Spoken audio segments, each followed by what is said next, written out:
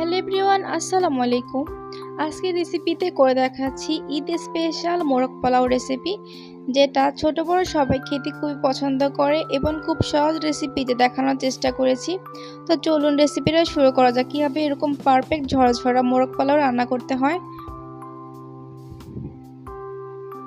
তো অবশ্যই ভিডিওটি স্কিপ না করে পুরো ভিডিও দেখার অনুরোধ রইল এবং ভালো লাগলে অবশ্যই চ্যানেলটি সাবস্ক্রাইব করতে ভুলবেন না এবং অবশ্যই রেসিপিটা ট্রাই করবেন। তো মোরগ পোলাও রান্না করার জন্য প্রথমে আমাদের লাগবে পেঁয়াজ বেরেস্তা। এখন আমি 1 কাপের মতন পেঁয়াজকে এখানে বেরেস্তা করে রেখে দিচ্ছি। তো এটা পরবর্তীতে আমাদের কাজে লাগবে, দেখিয়ে দিব।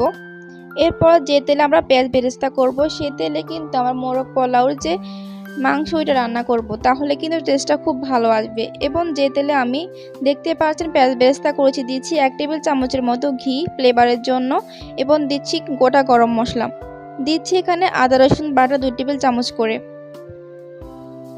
এখন সবগুলো খুব ভালো মতো মিশিয়ে নিচ্ছি। এখন মশলাগুলো খুব ভালো মতো কষানোর পরে এখানে লবণ দিয়ে আগে মিশিয়ে রেখেছি মাংসগুলো, দেখতে পাচ্ছেন। তো এখানে 4 পিস মাংস আমি নিয়েছি। অবশ্যই আপনাদের পছন্দ অনুযায়ী আপনারা মাংস নিয়ে নেবেন। এ পর্যায়ে মাংসের উপরে দিয়ে দিচ্ছি এখানে ফালি করা কাঁচামরিচ, দিচ্ছি এখানে 1 মুঠ ভর্তি করে পেঁয়াজ বেরেস্তা। অবশ্যই এটাকে গুঁড়া করে দেবেন, তাহলে খুব ভালো মতো মাংসের ভিতরে এটা চলে যাবে। এ পর্যায়ে সবকিছু খুব ভালো মতো মিশিয়ে নিচ্ছি এবং 3 থেকে 5 মিনিটের মতো মাংসটাকে কষিয়ে এখানে অ্যাড করে দিচ্ছি আমি টক দই। অবশ্যই টক দইকে খুব ভালো মতো ফাটিয়ে দিবেন। টক দই দেওয়ার কারণে কিন্তু মাংসের জুসিনেস অনেক বেশি ভালো আসবে, অনেক বেশি সফট হবে। এ পর্যায়ে অ্যাড করে দিচ্ছি এখানে আমি 3 থেকে 4 টেবিল চামচের মতো রোস্টের মশলা। অবশ্যই আপনারা সবাই জানেন যে মোরগ পোলাওর মধ্যে যে মাংসটা থাকে সেটা কিন্তু রোস্টের মধ্যে রান্না করা হয়। এ পর্যায়ে এখানে দিচ্ছি 1 টেবিল চামচ ভরাট করে বাদাম বাটা। এখানে চাইলে আপনারা সব ধরনের বাদাম ইউজ করতে পারেন পছন্দ মতো। দেখতে পাচ্ছেন অনেক খালি কিন্তু পানি বের হয়ে গেছে। এ পর্যায়ে অ্যাড করছি স্বাদ এবং কালো গোলমরিচের গুঁড়া, এখানে দিয়ে দিচ্ছি 1 টেবিল চামচের মতো। এ পর্যায়ে অ্যাড করছি 1 টেবিল চামচের মতো এখানে পেঁয়াজের পেস্ট দিলে কিন্তু মাংসের যে গ্রেভিটা অনেক বেশি ঘন হয় এবং রোস্টটা খেতে অনেক বেশি ভালো লাগে। হ্যালো ভিউয়ার্স, এ পর্যায়ে যখন আমাদের মাংসটা 50% মতন সিদ্ধ হয়ে যাবে, তখন আমি এখানে 2 কাপের মতো পানি অ্যাড করব। অবশ্যই পানির পরিমাণটা বুঝে শুনে দিবেন, কারণ আমরা এখানে লাস্টের দিকে দুধ ইউজ করব। মোরগ পোলাও কিংবা রোস্টে কিন্তু অবশ্যই দুধ ইউজ করতে হয়, তাহলে কিন্তু ভালো লাগে না। তো এই পর্যায়ে আমি এখানে দেখতে পাচ্ছেন খুব ভালো মতন সব কিছু টেনে নিয়েছি। এ পর্যায়ে আমাদের রোস্ট রান্না করা একদমই শেষ হয়ে গেছে। এখন অ্যাড করে দিচ্ছি পেঁয়াজের বেরেস্তা। এখন আমি এগুলাকে সাইড করে রেখে দিব এবং কিছুটা গ্রেভি আমি পাতিলে রেখে দিলাম। এই গ্রেভিতে আমি এখন পোলাও চাল রান্না করে নেব। এখানে আমি 2 কাপের মতো পোলাও চাল নিয়েছি। তো এখন খুব ভালো মতো সব কিছু ভেজে নিতে হবে। এখন দিয়ে দিচ্ছি 1টার মতন তেজপাতা, স্বাদ মতো লবণ দিচ্ছি,